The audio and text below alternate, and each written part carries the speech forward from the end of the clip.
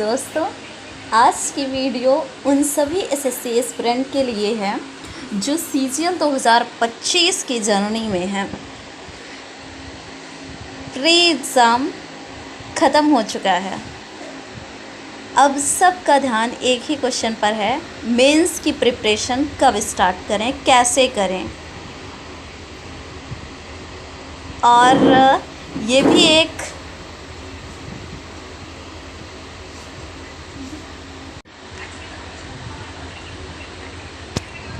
Pre exam ख़त्म हो चुका है, मेंस की प्रिपरेशन कब स्टार्ट करें। और ये भी डाउट होता है कि अगर प्री क्लियर ना हुआ तो मेंस की पढ़ाई बेकार हो जाएगी।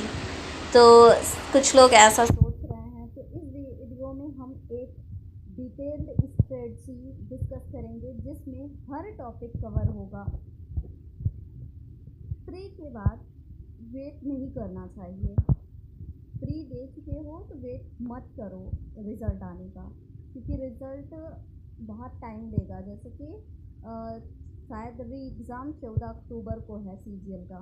तो जब री एग्ज़ाम होगा उसके बाद कहीं जाके आएगा, जैसे इसमें फैज़ वाले में हुआ, उसमें इतना देर बाद आया। तो इतना देर तक टाइम वेस्ट मत करो और मेंस की प्रिपरेशन करो। रिज़ल्ट का वेट करना मतलब अपना टाइम वेस्ट करना है, इसलिए अपना टाइम वेस्ट मत करो और मेंस की प्रिपरेशन में जुट जाओ। प्री क्लियर हो या ना हो, जो मेंस की पढ़ाई करोगे वो फ्यूचर एग्ज़ाम में हेल्प करेगी। चाहे CHSL हो, चाहे CPO हो, चाहे MTS हो, चाहे कोई भी स्टेट PCS बैंकिंग हो, कुछ भी हो, सब में काम देगा। हर दिन मेंस लेवल की प्रिपरेशन करना चाहिए। जो मेंस की तैयारी करता है प्री उसके लिए ऑटोमेटिकली इजी हो जाता है। तो ये बेस्ट है कि मेंस की प्रिपरेशन स्टार्ट कर देनी चाहिए। टाइम वेस्ट मत करो। बहुत सारे लोग कर भी चुके होंगे। तो मैं अब बात करती हूँ टियर 2 का डिटेल ब्रेकडाउन क्या है। पेपर 1 में कंपलसरी होता है, पेपर 1 सभी के लिए। उसमें क्या रहता है, quantitative abilities, English language and comprehension. Paper 2 में क्या होता है, स्टैटिस्टिक्स, और किसके लिए होता है, इन्विजिलेटर पोस्ट के लिए।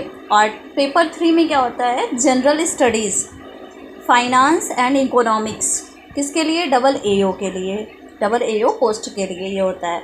लेकिन पेपर 1 जो होता है वो कंपलसरी फॉर ऑल के लिए होता है। टियर 2 में पेपर 1 होता है। ओके, निगेटिव मार्किंग भी होती है। और इसमें अब बात करते हैं इसकी मैथ की बात कर लेते हैं। प्री और मेंस में डिफरेंस क्या होता है। मेंस में जो क्वेश्चन होते हैं मैथ के वो लेंदी होते हैं और थोड़े प्री से थोड़े कैलकुलेटिव होते हैं और थोड़े लेंदी होते हैं। DI वगैरह भी आता है, जैसे अर्थमेटिक में जिसमें ज़्यादा फोकस करने की ज़रूरत होती है मेंस में, वो जैसे अर्थमेटिक का रेशियो हो गया, ये इस पे बहुत फोकस करना ज़रूरी होता है। रेशियो हो गया, CISI हो गया, टाइम वर्क हो गया, प्रॉफिट लॉस हो गया, मिक्सचर हो गया। और एडवांस मैथ में कौन सा ज़्यादा फोकस करना चाहिए, जिस पे ज्योमेट्री, मेंसुरेशन, ट्रिग्नोमेट्री, अलजेब्रा, इन सब में ज़्यादा फोकस करना चाहिए। और data interpretation, tables, graphs, pie chart, सब मेंस लेवल पर टफ आते हैं। ये सब मेंस लेवल पर टफ आते हैं, तो इन लोग को अच्छे से पढ़ना चाहिए डाटा इंटरप्रेशन को। तो स्ट्रेटजी क्या होनी चाहिए, रोज़ 2 से 3 मेंस लेवल सेट से सॉल्व करो। सेट से सॉल्व करने हैं 2 से 3, ठीक है। स्पीड और एक्यूरेसी मेंटेन करने के लिए डेली कैलकुलेशन प्रैक्टिस करनी चाहिए। प्रीवियस ईयर पेपर सॉल्व करना कंपलसरी है, बहुत ज़रूरी है। अब इंग्लिश की बात कर लेते हैं। SSC mains English toughest but scoring होता है। टफ तो होता है लेकिन स्कोरिंग होता है। अच्छा, अभी जो ये SSC फैज़ वाला जो ग्रेजुएशन लेवल का हुआ था उसमें बहुत लेंदी जो पैसेज है वो बहुत लेंदी आए थे। तो इस बार इसमें जो सीजीएल मेंस होगा उसके लिए बहुत ज़्यादा इंग्लिश पे फोकस करना पड़ेगा, क्योंकि इसमें और लेंदी आ सकते हैं। तो इसलिए ज़्यादा से ज़्यादा पैसेज को पढ़ के उसकी प्रैक्टिस ज़्यादा से ज़्यादा करनी पड़ेगी। Reading comprehension, long passage, tricky questions, ये सब बहुत ध्यान देना पड़ेगा। क्लोज टेस्ट, पैराजम्बल, ये सब इंपॉर्टेंट फैक्ट होते हैं। वोकैब और जैसे ईडियम, ओडब्ल्यूएस, एंटो, ये सब होता है। Error spotting, grammar uses. Daily newspaper editorial पढ़ो और एनालिसिस लिखो। प्रैक्टिस करो पीवाईक्यू कंप्रीहेंशन को। 1 घंटे ग्रामर और 1 घंटे प्रैक्टिस डेली करो। 1 घंटे ग्रामर पढ़ो और 1 घंटे प्रैक्टिस करो।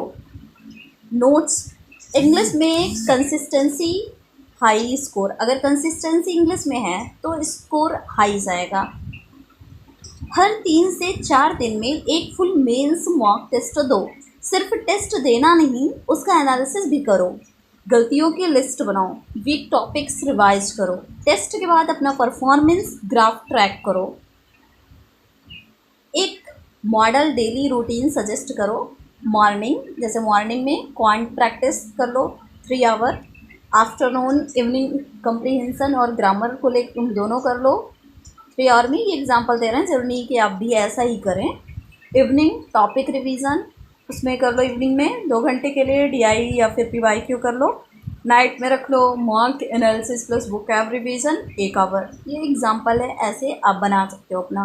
तो ऐसे कैसे 8 से 9 hour daily effective study possible है।